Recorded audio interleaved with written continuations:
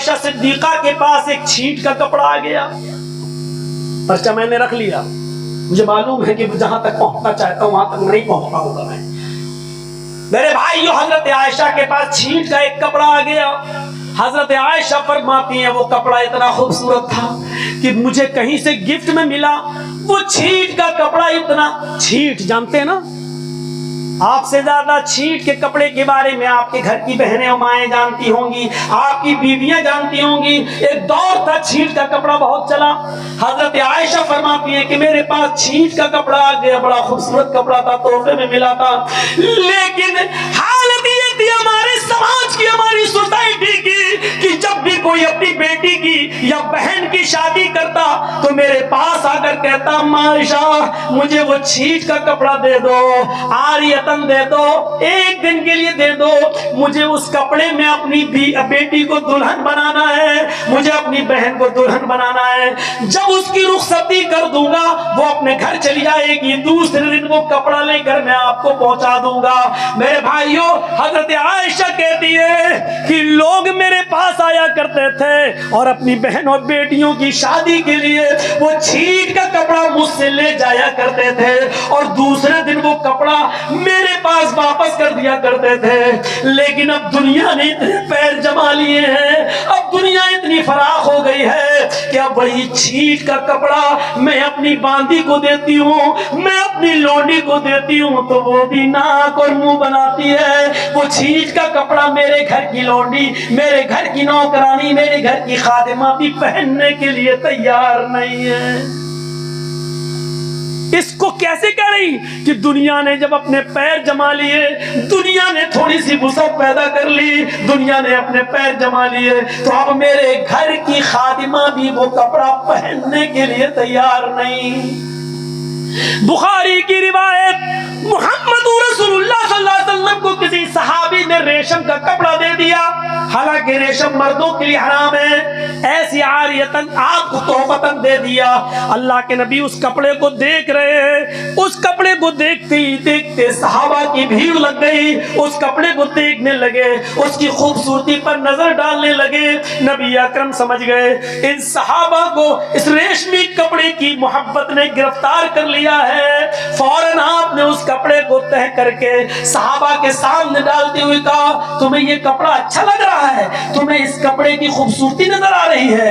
اللہ کے نبی فرماتے واللہ لمنادین سعد ابن معاذ فی الجنت افضل منها. سعد ابن معاذ کو جنت کے اندر جو رومال ملے گا, سعد ابن معاذ کو جنت کے اندر جو ایک چھوٹا سا کپڑا, ایک مندیل, ایک رومال جو دیا جائے گا وہ اس ریشمی کپڑے سے کتنا زیادہ افضل ہوگا, کہیں زیادہ بہتر ہوگا.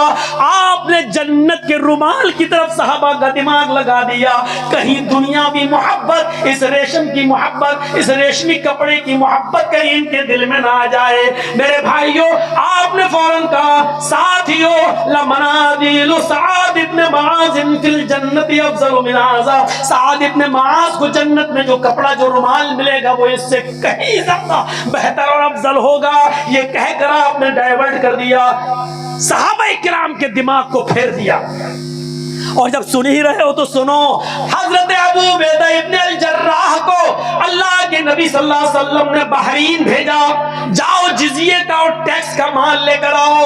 ابو عبیدہ ابن الجراح جب جزیہ اور ٹیکس کا مال وہاں سے لے کے آئے اور مدینے کے انصاریوں کو پتا چل گیا کہ فجر کے بعد یہ مال تقسیم ہوگا, تو وہ پہلے ہی مسجد نبوی میں آ کر بیٹھ گئے اور فجر کی نماز سے پہلے مسجد نبوی بھر گئی. اللہ کے نبی جب نماز پڑھانے کے لیے آئے اور جب نماز سے فارغ ہو گئے تو آپ نے فرمایا آئے مدینے کے انصاریوں, شاید تمہیں پتا چل گیا ہے کہ حضرت ابو عبیدہ ابن الجراح بحرین سے جزیہ و ٹیکس کا مال لے کے آئے جو آج تقسیم ہوگا.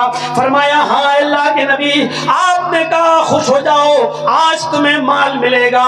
آپ مال تقسیم کرنے کے لیے بیٹھ گئے, لیکن آپ کی آنکھوں میں آنسو تھا اور آنسو کی دھارا بہتے ہوئے آپ فرمانے لگے فواللہ مل فخر अख्शा अलैकुम वलाकिन अख्शा अलैकुम अन तुबसतद दुनिया कमा बुसितत अला मन कान क़ब्लकुम।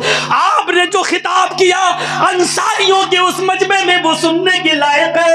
आपने फरमाया खुश हो जाओ, वो कपड़ा तो वो माल तो तुम्हें मिलेगा, लेकिन आज माल की मोहब्बत तुम्हें यहाँ खींच के लाई है।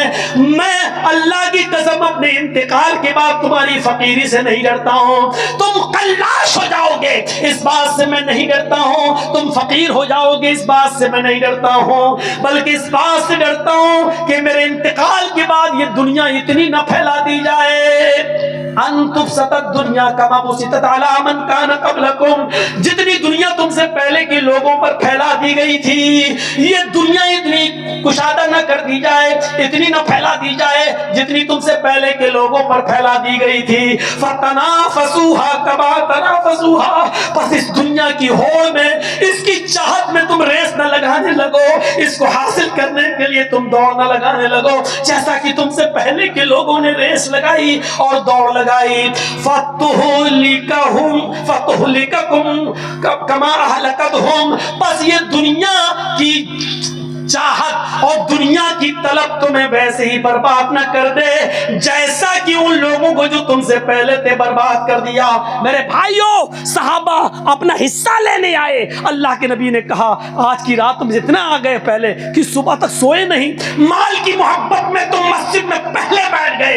मुझे डर है कि इतना ये दुनिया ना फैल जाए जितना पहले के लोगों पर फैल गई थी, और जैसे उन लोगों ने रेस लगाई तुम भी रेस न लगाने लगो, और जैसे वो लोग हलाक हो गए कहीं तुम भी हलाक ना हो जाओ।